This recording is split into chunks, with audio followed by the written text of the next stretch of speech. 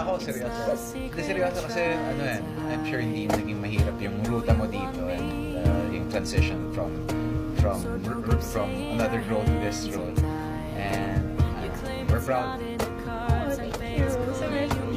Pinapractice ko nga tawa na ako ng tawa pero hindi na mahirap para sa akin pag nag-shoot tayo.